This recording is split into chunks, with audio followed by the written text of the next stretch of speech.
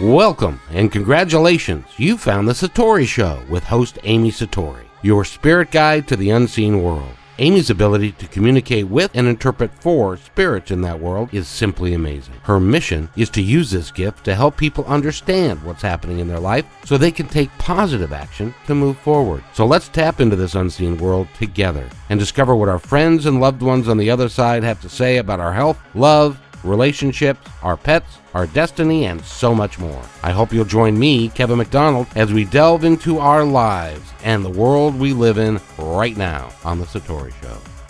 And welcome to the show, everybody. Another show of The Satori Show with your host, Amy Satori, who is right there. Amy, good morning. Good morning. How is everybody today? Before we begin, do you have any words of wisdom for us today? I just threw that at you. I just thought I'd see how good you are at thinking on your feet. Yes, I do. I don't know if it's words of wisdom, but maybe words of encouragement. This year, 2018, is a time of miracles. I'm seeing it all around me, and unexpectedly, and like in our show yesterday, we even talked about how Kevin and I got this podcast started by a miracle and by listening to our intuition, and it's just taken off. So this is a year for miracles, and right now with the moon energy, the full moon that's going on, we're really questioning how we're being treated by those around us. And the moon is going to make us get rid of people and places and things that don't serve us right anymore. You know, those of us stuck in old paradigms are going to be tired of it and done with it. And if we're being disrespected in a relationship or something, we're going to be through with that. And we're going to embrace our hearts, embrace our authentic selves at this time. We're really being encouraged by the universe to really put our fears aside and embrace our hearts and our dreams, and to really go deep with am I really living my life authentically? So there you are. Wow, see, you did think on your feet quite well. Thank you very much. And we have a guest with us today, and we're going to talk about a really, really interesting topic that some people are going to say, are these people nuts? But we're not, because this is real, and this has happened to the two of you. Amy, why don't you introduce our guest for the hour? This is my good friend, Liz. And, we have a pretty unique story to share, I think. It should be entertaining at the very least. Mm-hmm. And welcome to the show, Liz. First of all, let me ask you, how do you know Amy? Well, thank you for having me. How do I know Amy? Where do I even begin? I met Amy about a year and a half ago. A year and a half ago. Crazy to say, in November, end of November, early December, I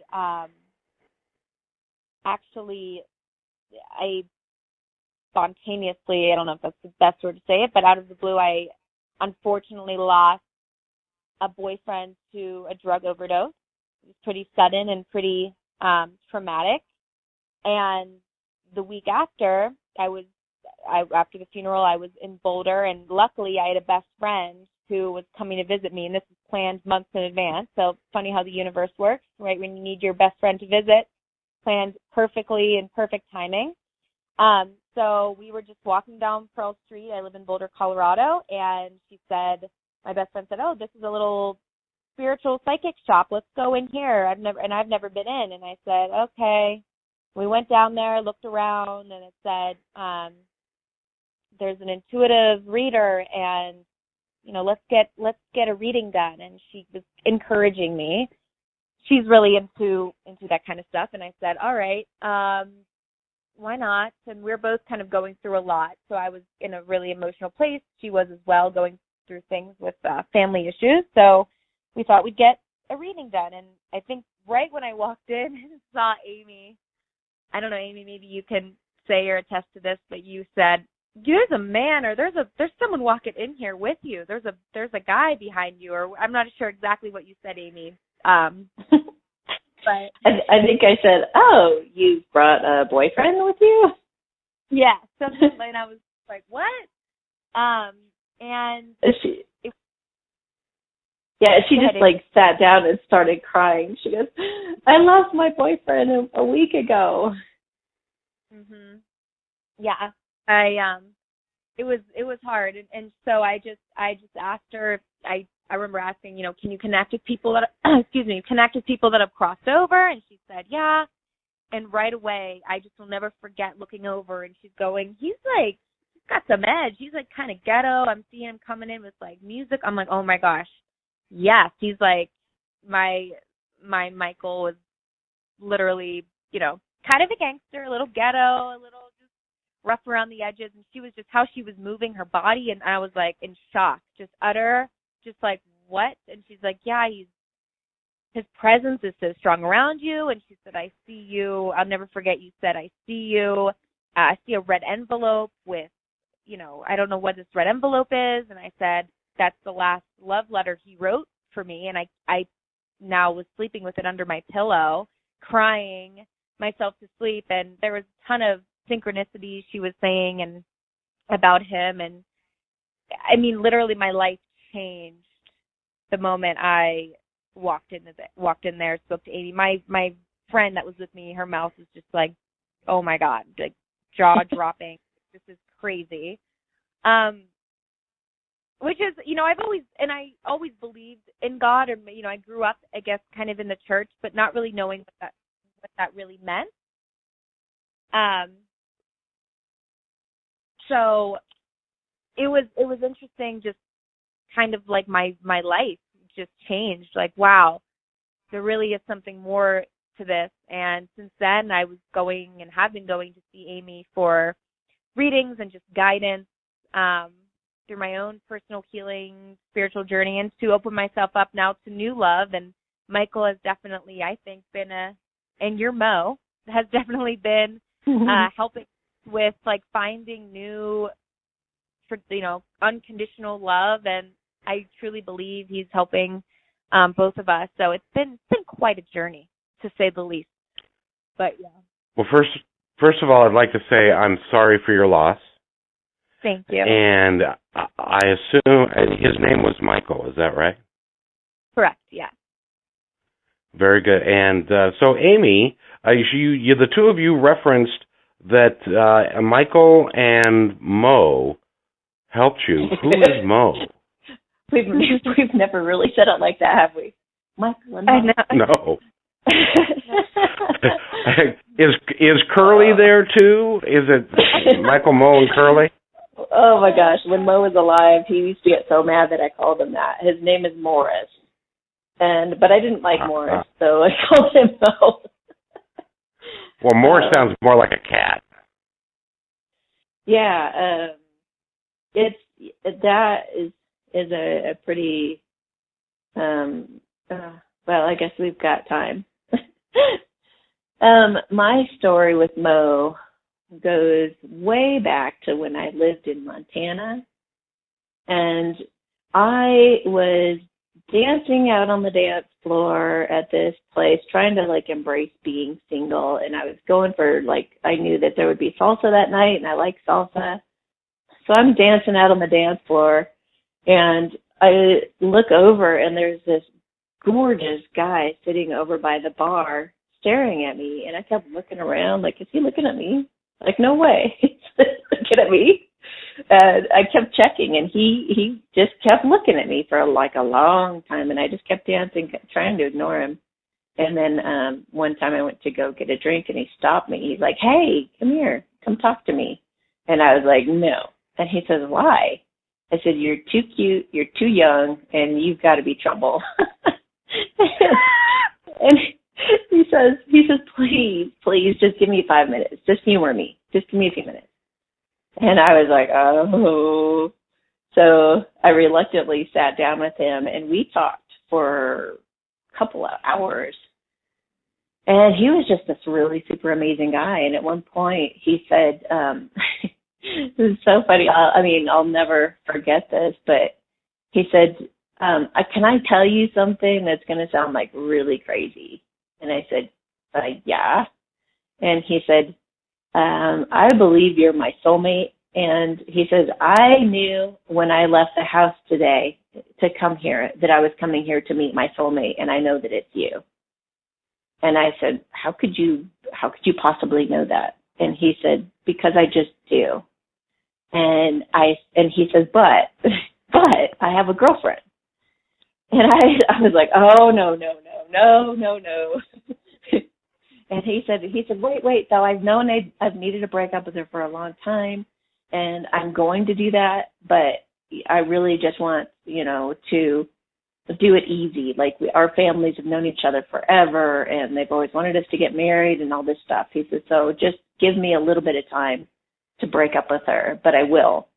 And so I'm just sitting there going, I can't believe what I'm hearing right now. And I said, you and I are not a good match anyway. And I said, you're probably a pot smoker. You sit home playing video games. And I said, look how young you are. He was like 13 years younger. I was like, no. And then he just looked me dead in the eye. And I said, and I'm a spiritual person, and you're like not even like that. I could tell by talking to you and looking at you.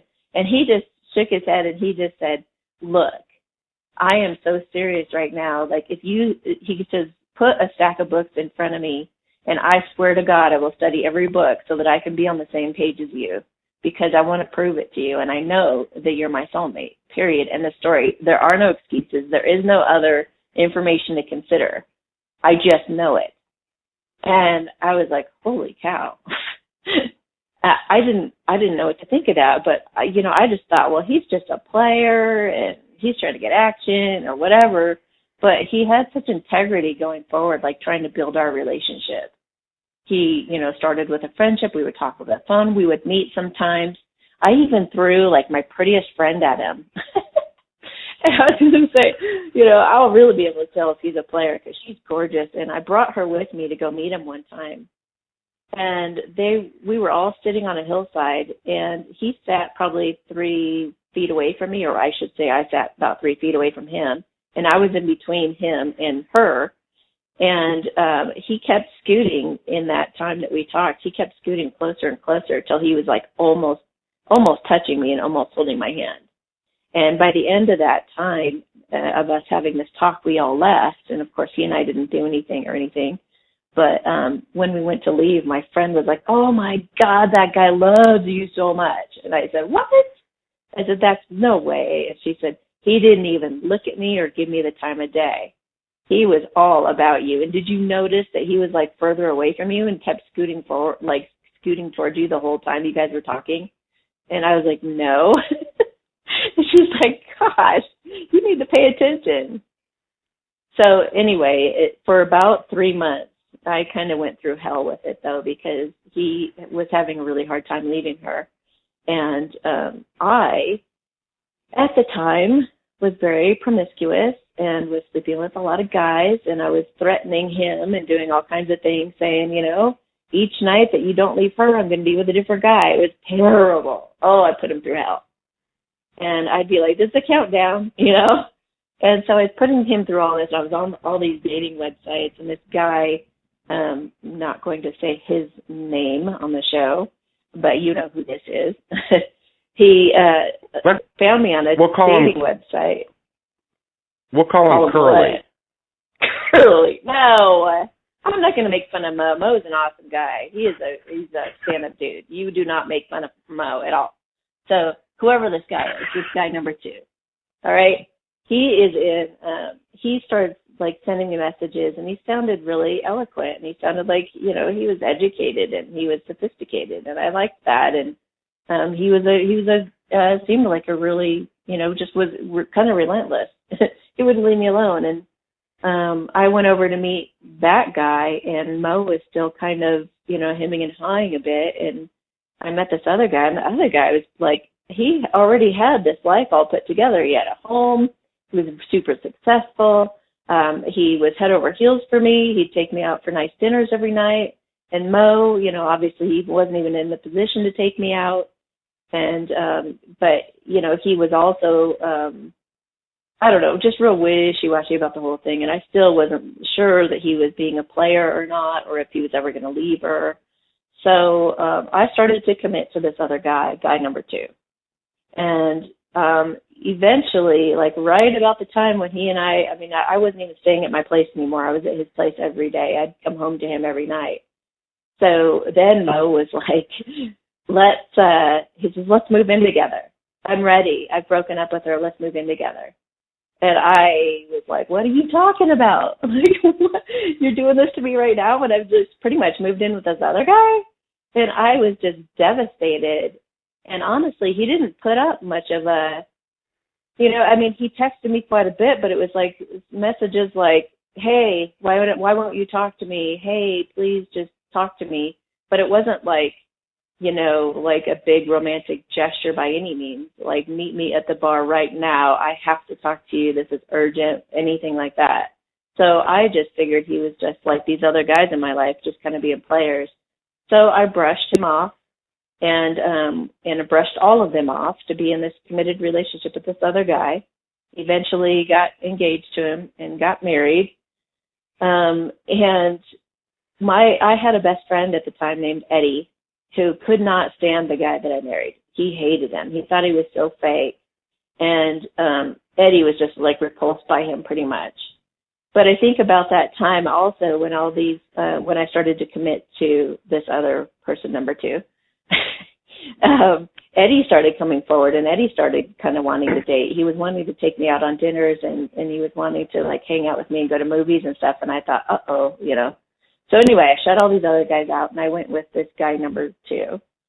And after I'd been there for a while, I ended up going into Eddie's chiropractic practice, and he was a physical therapist there. I got him the job, actually. And I walk in, and I see this file on the counter, and it's Morris's file. It's his name, and his name is very unique. So I knew that was him, and I just looked at Eddie, and I said, you know Morris? Is he one of your clients? And he goes, oh my gosh, that dude is the coolest guy on the frickin' planet. You know him? And I said, yeah, I know him. I said, that's my Mo. And he said, what do you mean you're Mo? And I said, you know, the one that, you know, said he was my soulmate and all that. And all of a sudden he just turned white. And his jaw dropped, and he goes, oh my God. And I said, what? He says, what have I done? Like, oh my gosh. And I said, what? And he said, that guy and I have become best friends. We hang out at the bar all the time. And that guy cries every time he gets really drunk and cries over this girl, Amy, and how he never told her that he loved her. And I was like, what? You know, why didn't you put this together, Eddie? Like, I can't believe you did this. Like, and he was like, I know, I had no idea. I mean, he's like gorgeous and he's really young, and like I didn't put it together. You know, and I was like, oh my gosh. And he says, and you always called him Mo, and he always goes by Morris. So then what happens is I stay with my commitment, and I'm like, okay, well, I'm married now, and there's nothing I can really do. So I proceeded to be with this guy number 2 for probably about 4 years, and the whole time thinking about Mo and how much better of a person Mo would have been to me, and how much deeper of a person he is, and all this stuff. But stuck it out anyway because I felt it was the right thing to do. And after a lot of verbal abuse and a lot of really bad mistreatment and some pretty horrific treatment throughout that relationship, we finally got a divorce. And I went to look for Mo, and I found his obituary. He had driven home from a bar some night around 2 or 3 in the morning and crashed into a tree. So I kind of felt responsible in a way, you know. I kind of felt really, really bad for not reaching out to him all that time. And I just went through all of this stuff with him. But then, so then I'm sitting in this cafe, and I'm reading this obituary, and And I think, wait a minute, I talk to spirits. I can talk them out. So I go back in the bathroom and plug your ears if you don't like profanity. Because I go in the bathroom and I tune into him and he's like, that asshole. He's like, I cannot believe how he treated you. I can't believe you put up with that. Oh, my God. And I had to watch that whole thing. And I said, why did you have to watch the whole thing? And he said, when I died, I wanted to get to you really bad. And I became like a spirit guide. And I've been watching your whole stupid relationship. And he was so mad. And I was going, oh, my gosh, I'm so sorry you had to see all that. And he goes, oh, my gosh. And I saw it all. And he was like, so mad. He was like, I never would have treated you like that. And I was like, but you never told me you loved me. You never did any kind of valiant effort to come after me or anything. And he said, I thought the guy was better than me. I thought the guy had, all this money and he had a house and I thought that would be better for you. I honestly thought the guy was a good guy and he would do better for you. I did not know you were going into this situation. So anyway, we had this big, talk about the whole thing. And then I saw a couple different mediums like Liz did, and they helped me to really make peace with him and reconcile a lot of the issues that we had and worked through. And we had a good cry and all that stuff. And he said that when he crossed over, he basically made a vow to when he saw the situation that he found me in, that it was so awful, he was like, I'm going to help her find the love of her life, no matter what it takes, no matter, what I do. That's what I'm going to do for her. That's how much I love her. So he had to let go of his own ego and his own, jealousies and things like that in order to help me find love. Pretty cool, huh? So is he helping you do that today? Yeah, he used to. It was hard for a while though, because he was very much involved, and every guy that that I thought there could be potential with or something like that, he'd be, chatting up a storm about him, and then I'd be like, but he's not you, and I'd still miss him a lot and cry about him, and I'd be like, you're the one I want to be with, I love you, and he was like, no, we got to find you a good guy. I'll find you a good guy.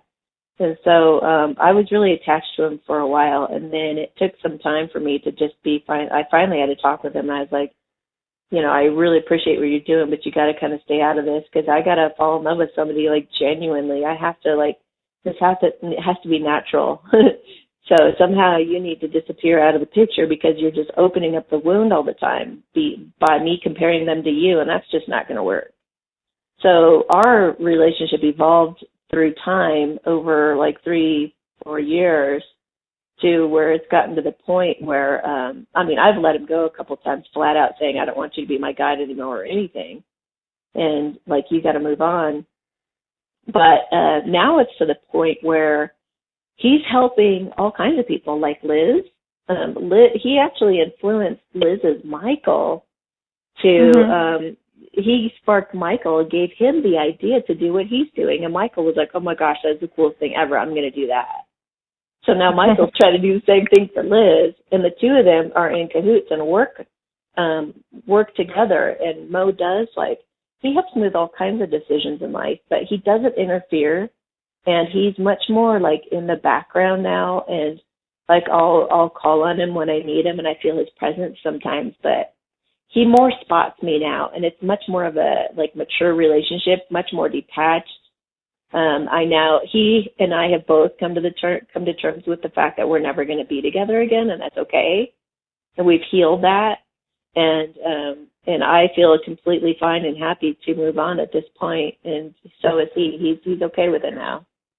He was upset about it sometimes in the past, but he's totally cool with it now. He likes the guy that I like, so we're good. Oh, that's awesome. Now, Liz, how do you know that Michael is around you? Is that through Amy and through Mo? Well, originally, it's funny. Through Amy. Amy would tell me things. And it's interesting. A lot of things would happen to me that then my mind would go, oh, that wasn't him. That wasn't a sign. I would doubt it. And the more I went to Amy, she'd be like, no, that was him. You need to trust it. And I've gone to a couple different psychics before that will say specific things, like you found this and you did this, like that was Michael, like you need to stop doubting it.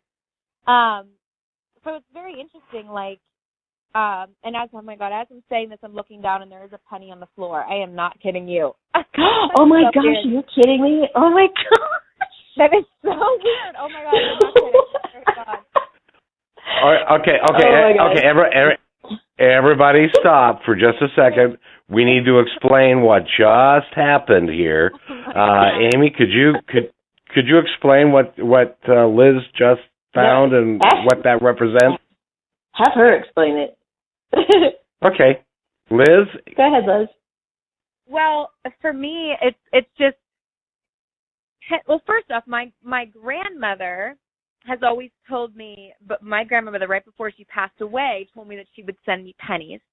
That's number one. So when I have seen pennies, I've thought of my grandmother. Excuse me, my grandmother. But after Michael passed away, I know that I would pray, when I would meditate or I would pray, I was spotting pennies. And one time I went to the bar with my friends soon after he passed away. And I remember texting Amy this, and I was looking around going, you know, these people are grinding up on each other on the dance. I'm like, oh, God, please don't tell me this is what I got to choose from. Come on. And then I just remember in my head, you know, with some alcohol in me going, wow, I'm really not going to find anyone other that loved me and was than Michael. Like, this is all I got. And as I told my friends, like, I'm leaving, I'm walking out, and I spot a penny on the ground, like in the middle, and it right away in my head, it was like Michael going, and I texted Amy, and I was like, I just found a penny, and she's like, yeah, Michael's saying, like, get out of it, like, these are not your guys, like, it was just kind of a symbol, like, I'm here, and I'm helping you, like, trust it, hello, trust it. So, and so anytime I am really having a bad day or anything, I was hiking a couple weeks ago, and I was meditating on this rock I always meditate on, and I was kind of thinking, like, you know, what are my next moves? Like, is this what's going to, you know, I was having a doubtful day, I like to say sometimes. And I'm laying there on the rock, and I, like, had my hands down on the rock, and I'm, like, closing my eyes, just, like, letting the sun hit me. And I feel a penny next to me. And I'm like, you've got, I don't, penny. And so just now I'm talking about Michael, and I'm, like, looking down, like, why would there be a penny right there on my rug? Like, I don't care. It's just, like, weird. It's very, but I love it. And then Amy, and she's always like, yep, that's him. Like, stop doubting it. And I'm just, so that's the penny story. So pennies are. And just a few nights ago, I texted her a picture of a penny on my floor in my room. Yep, and, you did. And I said, you know, I think we got to do a show on our Michael and Mo. Yep, that was like, I think they were like, hello, talk about us. Liz, I need to ask you a question, and that is, right after Michael died, when you walked into the Lighthouse Bookstore, this was all foreign to you, wasn't it?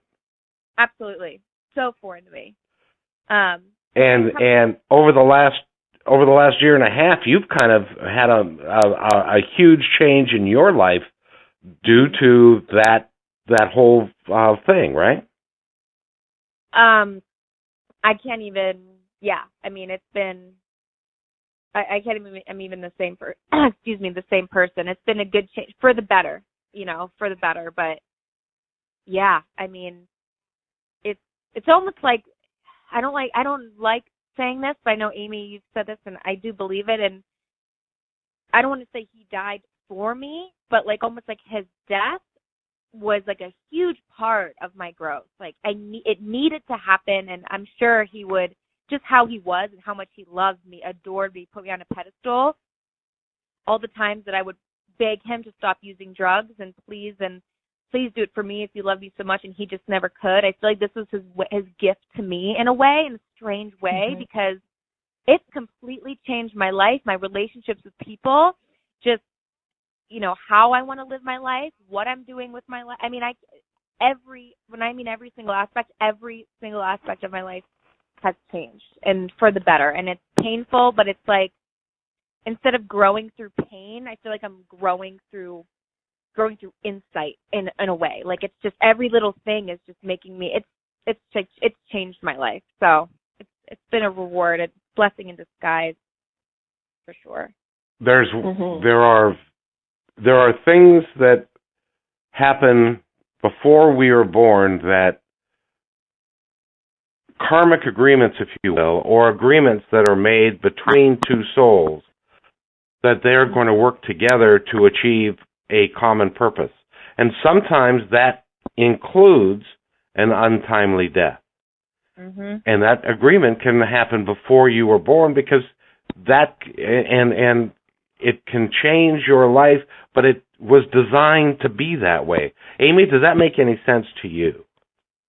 Well, totally. And like, there's been, oh gosh, there's just been so much. And I'm gonna be writing a book, and he's gonna be in that, a part of it. But even over, I started going through, like, I've grieved him in layers and levels. And there was sometime, I think in December, that I started really mourning him again, and he sends me songs, and he's always sending me songs and signs, and been like really, really sweet. And he sent me this one song that was by Hunter Hayes. And when I heard this song, initially I was thinking of someone else, and I was like, oh wow, that's a crazy synchronicity, and it kind of gave me chills. But then I listened to it again, and I thought about Mo the second time, and I thought, oh my gosh, this is a song that would have come out right about the year that he died. And it perfectly described how he would have felt about me not saying that he loved me. It was a song all about that, like regretting not telling you what he felt. And I lost it. I just bawled my eyes out. And it was a very healing cry, not a regretful cry, like wishing, to go back again. Not that kind of, this was a different level of just I see you, I care about you, I love you, and just so you know, this song was playing when I died, or this was a song that I used to, sing out loud about that time. And it just really, it's an incredible thing to feel like this person loved you so much from the other side, especially when you're not seeing a lot of that in the physical at that time. It means a lot. So all along he's been encouraging me that way. But what was crazy was around that time I met this other guy who came into the Lighthouse also. And he had gotten a reading the night before, but he came back the next night also. And I was like, what are you doing here again? I just gave you a reading. And he was just like, I don't know, I just feel like I need to talk to you. And I was like, okay. And those kind of moments you kind of pay attention to. I pay attention to pretty much every moment, but this particular thing was kind of odd that he would come right back in like this. And he goes to sit down, and he said, and I had just written on my blog the story of Mo. And I had just talked about that part about him scooting next to me on the grass.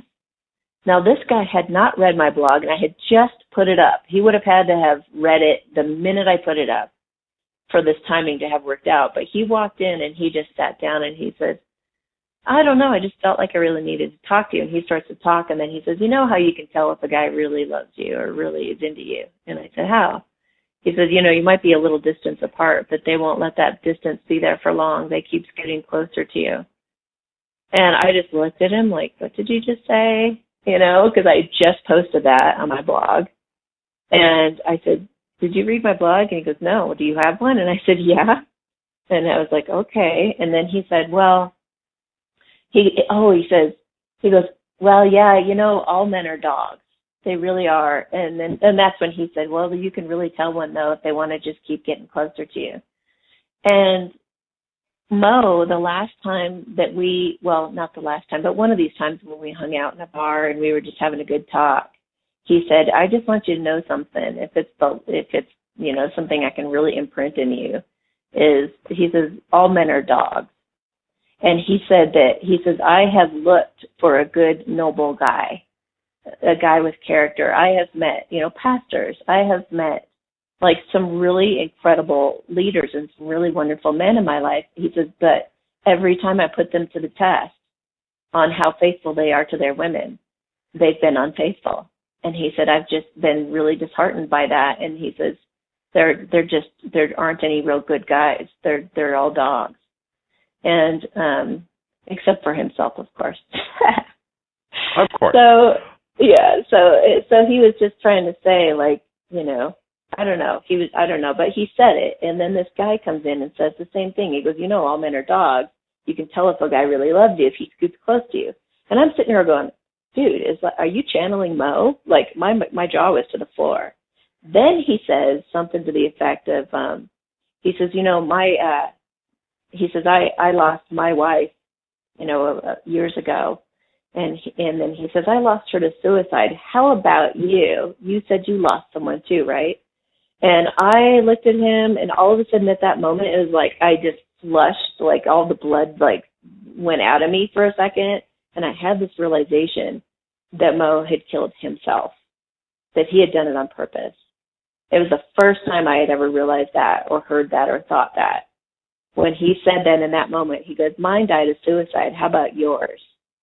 And I just went, oh my gosh, this takes it to a whole other level. And it was that time when I heard I think that happened, the song thing happened just after this.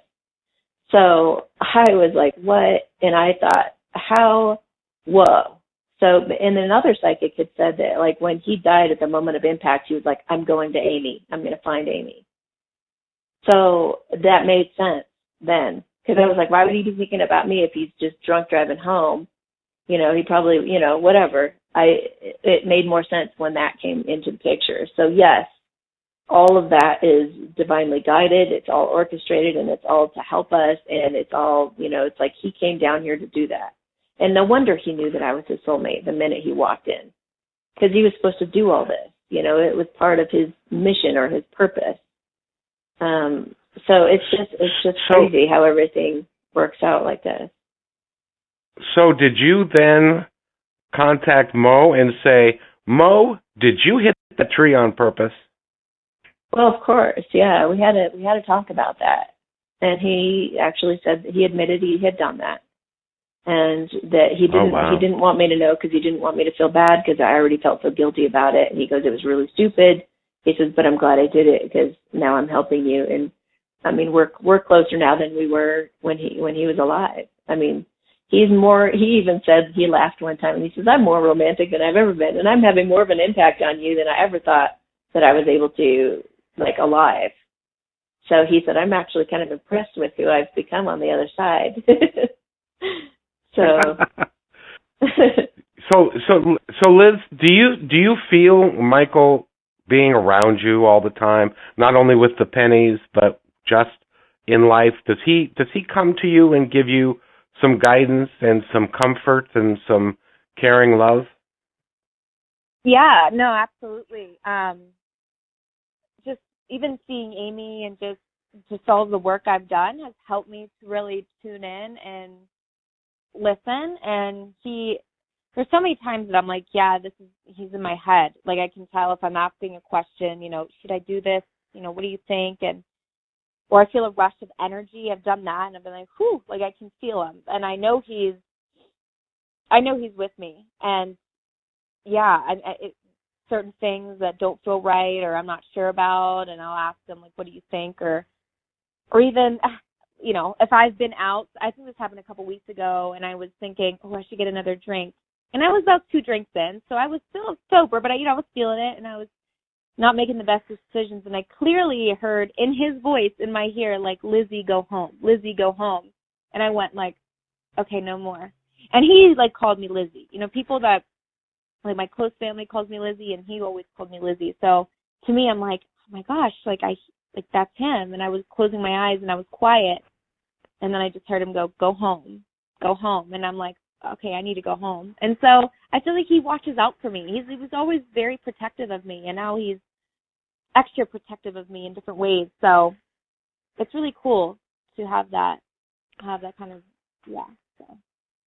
Now this question is for both of you, because being a man, and by the way, Amy, I disagree with Mo just a little bit in that there are some good guys out there that would never stray, would never cheat. I would count myself among them, but then I'm not allowed to do that. But anyway, but the question I have for you two is they were romantically involved with both of you, and they are now in a different position. Well, Michael with Liz, Mo with Amy, yeah.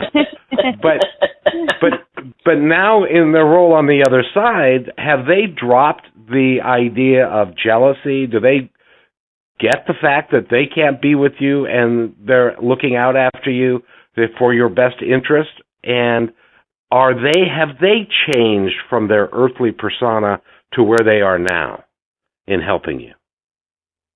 They have definitely. Yeah, I mean, first we'll address Michael. Yeah. Yeah, Michael's definitely evolved. I mean, he was pretty reactive at first and was really missing her really like crazy. But I think he started to see that she really was quite attached to him, and that wasn't, healthy for her if she wants to move on. So he started to really encourage her and kind of push her away and kind of tell her, look, you gotta move on and just really embrace your life how it is now. I'll be here to kind of spot you too, but I'll help you make the best decisions possible. But yeah, he seems to really have evolved through time. What do you think, Liz? Well, just very interesting. I had a which is very true, because when I first went to Amy, it was a lot of, definitely jealous.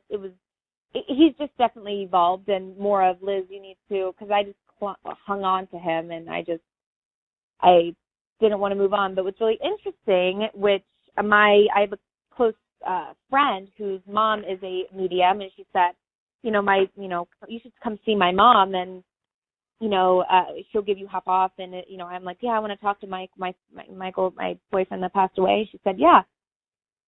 So what's really interesting is when I went in there, the one thing, and again, she connected to him right away with specific details. And one thing she said was, one thing she said was that he's very protective of you, and he doesn't want you to get into anything unless it's the real deal. Like, almost like, don't even date. I don't want you dating. I don't want, and I don't want to either. Like, I haven't been attracted to really anybody, and unless I met someone and thought that maybe this could be something. But I haven't, I'll be honest, I haven't been on a date. I haven't been physical in any sense of the way since he's passed away. So it's been, a year and a half, and he's very, and something that she said, and she's like this very conservative woman, okay? Mind you, this woman that's telling me this, she has her eyes closed and she's going, but he's saying that he doesn't want you to physically, he wants you to save that for the right person. But he's also very excited about when you do find that next person and you are physical with them, because he wants to watch. And I don't know what that means. And I was like,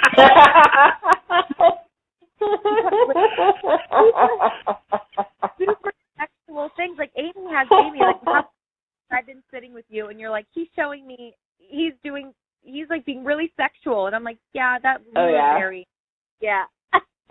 But, so I think that he really wants me to hold out until the right one comes out, which I am totally going to. I'm committed to that. But I guess maybe he's not as jealous anymore if he's now wanting to watch me with somebody else, but I don't know. So Michael. Well, now, well, so Liz, let me ask you, when that moment does come, are you going to be looking over your shoulder? Absolutely. I thought about it. Start laughing. I'm going to start blushing. I'm like, whatever. So we'll see. I don't know. It's kind of like you say your new love's name is Bob. Bob, there's something you need to know.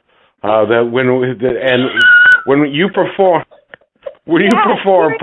well because Michael's there. I know. I've actually thought about that. Like, the next person I'm with, like, I have to tell them about Michael. Like, I have to, obviously, because he's still such an important part of my life. And there's times that I'll, like, walk around, and the medium said, he watched you and like this little pink bra, and I'm seeing this pink bra that has this like gout lace on front. I'm like, yeah, that's like my favorite bra. Like, yeah, he likes to watch you walk around. I'm like, okay, this is. But yeah, I've thought about that. Next guy I'm with is gonna have to know he's not the only man in my life.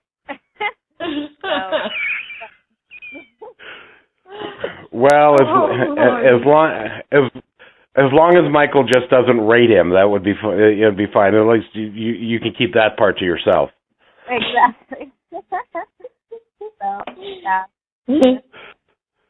Oh, that's funny. That's funny. You guys are a riot. You know, first of all, ladies, I am sorry for both of your losses, but thank you. But you have proven, and through your stories and here today, that they are still with you, and that life continues after the physical body dies, and love continues after the physical body dies, and that's a very hopeful message.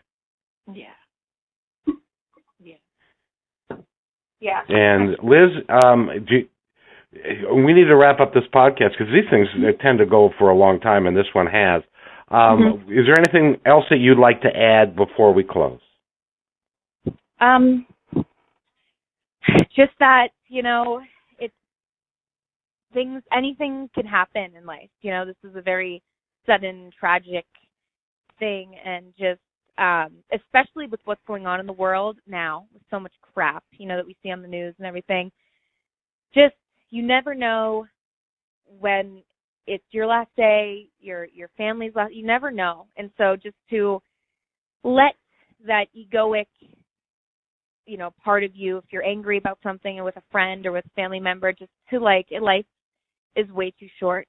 Just, let it go. And because you never know when something can happen, and just to live in the moment. I say that all the time, and I would say that all the time, but I never knew what that meant, and I'm starting to really understand, drop the ego, drop the pride, because it's, at the end of the day, it's not worth it. We need a lot more love in this world, especially now. So, kind of my mission now, I feel like. So, yeah. That's a beautiful statement, a beautiful message, and thank you. Mm-hmm. Thank you from the bottom of my heart for that. Absolutely. Amy? Yeah, I would just say, show people that you appreciate and love them. I mean, this whole story would have gone terribly and totally different if Mo had just said that he loved me. And he had felt like he finally admitted later he didn't feel like he had enough money. He felt like the other guy was better. He didn't feel worthy of someone like me, and that's just really sad, because that could have been in a really incredible relationship, obviously. And you also don't have time for bad relationships. If you're in a relationship where you're getting disrespected or not treated right, or there's a lot of guilt or shame involved or any of that, get rid of it. Just, go towards what's calling your heart, and go towards friends, family, people that you could or do have feelings for. Go toward that, cultivate that, and make sure that you express your feelings of appreciation. Go away from all the icky bad stuff in life and just go toward the warm fuzzies. And that's a technical term, warm fuzzies, I think. Amy, it's that's a whole nother podcast that we are going to have to do about abuse in relationships and moving on from that and moving forward. But we'll address that with another time. Liz, I want to thank you very much. You are an awesome, incredible person, and we really enjoyed having you on the show. And Amy, we've got more podcasts to do. Please come back to podbean.com and the satorishow.podbean.com. Follow us and listen to all the shows. There's some incredible information there. And I hope that you'll stay with us. On behalf of Liz, Amy, Mo, and Michael, do something nice for yourself today. Do something nice for somebody else. And remember, tell the people you love that you love them. And we'll be back next time on The Satori Show.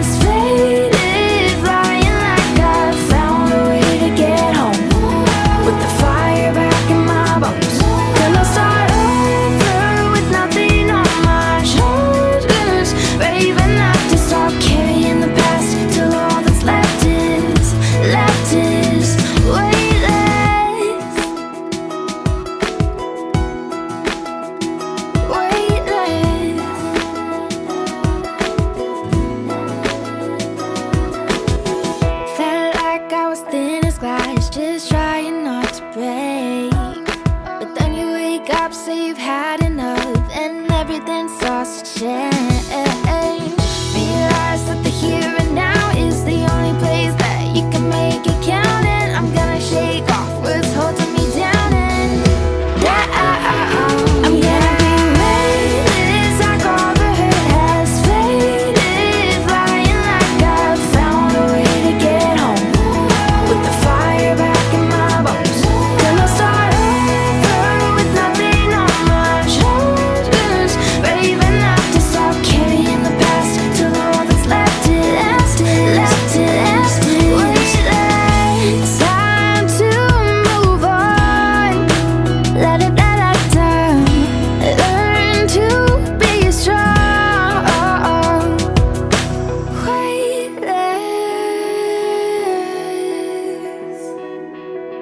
Weightless.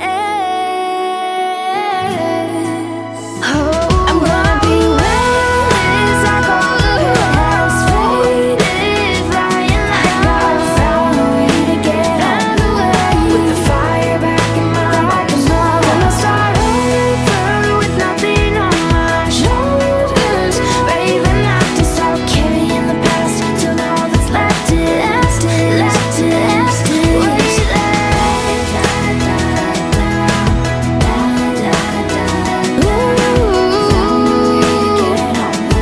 With the fire back in my bones. Ooh, oh,